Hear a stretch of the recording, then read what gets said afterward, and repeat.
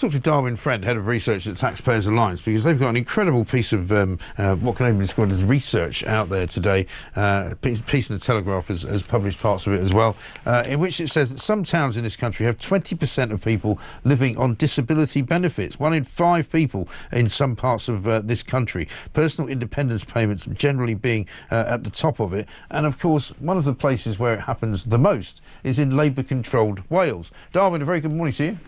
Good morning, Mike. Thanks very much for having me on the show. Not at all. Good to see you. This is a remarkable piece of research, because it really shows what a lot of us feared, I suppose, was going on. But you've absolutely nailed it in black and white. Tell us what you found.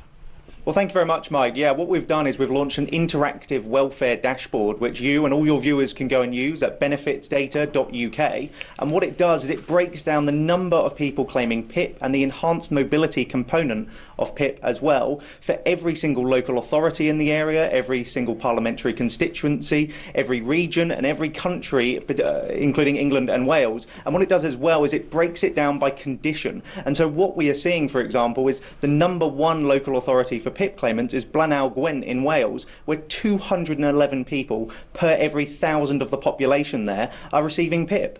It really is extraordinary, isn't it? And so much of it sort of, you know, somehow sort of concentrated in certain parts of the country. I mean, we learned this morning from a piece in The Guardian about how the NHS is being kind of ghettoised. In some places it's worse than it is in others. But in many parts of Wales, an awful lot of the people, more perhaps than in the rest of the country in Britain, are on these benefits. Yeah, and what we found in particular, which is interesting given the current debate with the welfare bill going through Parliament, is that 110 of the MPs that represent the English and Welsh constituencies that have signed that reasoned amendment against the government's welfare bill have 858,000 people receiving PIP in their constituencies. And when you break that down, again, accounting for population, that accounts for more than 1 in 10 people in all of their constituencies receiving PIP. And I think the overall thing that we have to really take account of this is that taxpayers cannot afford this continually spiralling bill to pay for PIP and other benefits as well. And what we need to actually see is all political parties across the spectrum actually putting the country's finances first over party interest and deciding to actually not significantly reduce the amount of people actually receiving it, but slow down the increase that are receiving this benefits, because frankly it's just unaffordable right now. Yeah, I mean, I'm told, and you can probably confirm this for me, there's 1,000 new applicants a week on this PIP payment scheme, which is £1,000 a day, I should say, which is growing obviously exponentially.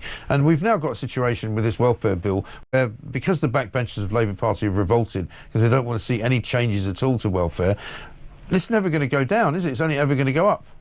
Well, that's the real concern. And as you say, I mean, those figures that you bear out, 1,000 people, that is bearing out in the total figures as well, because what we've seen since January 2019, which is when our data starts, up to April 2025, which is the latest data, 1.8 million were receiving PIP in January 2019, 3.7 million received it in April 2025, over 100% increase. And let's put aside for 1 minute the number of people claiming it, as you say, and let's look at the costs of this. So PIP and its forerunner, the Disability Living Allowance, in 2015-16 cost had total expenditure of around about £22.3 billion. It's forecast by 2029-30 to be £43 billion. Now, to put that in real terms for you and your listeners, that's 17,000 average lifetime household taxes that are going to have to pay just for that increase in a single year. And so what we're actually seeing is this is completely unaffordable. We're already going to be facing a record tax burden as of next year, and we need to clamp down on the benefits bill so that then we are not putting more and more of the cost onto taxpayers who are already too far pressed. Yeah, and in terms of the way that the whole scheme is kind of functioning, is it different in terms of geographically where you are? Does it? I mean, are you more likely to succeed in a claim in one area rather than another? I'm told that the qualifications for getting it are really quite simple.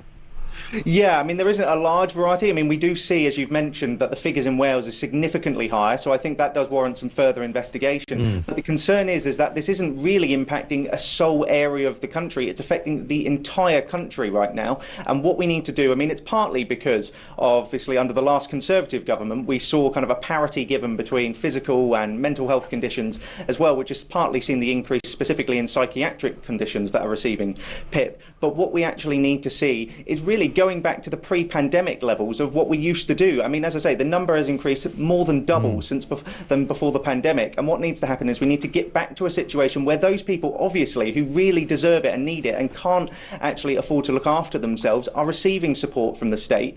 But those that can go out and can work and can look after themselves, we need to actually support and encourage them to get off a life of benefit and a life on dependency on the state. Yeah, well, that would be a great start. It'd be a very good place to start, and it's a very, very valuable stuff that you've done. So let's hope the government takes some notice of it. Darwin, very good to see you. Thank you very much indeed. Darwin Friend, Head of Research at Taxpayers Alliance. A very valuable piece of research.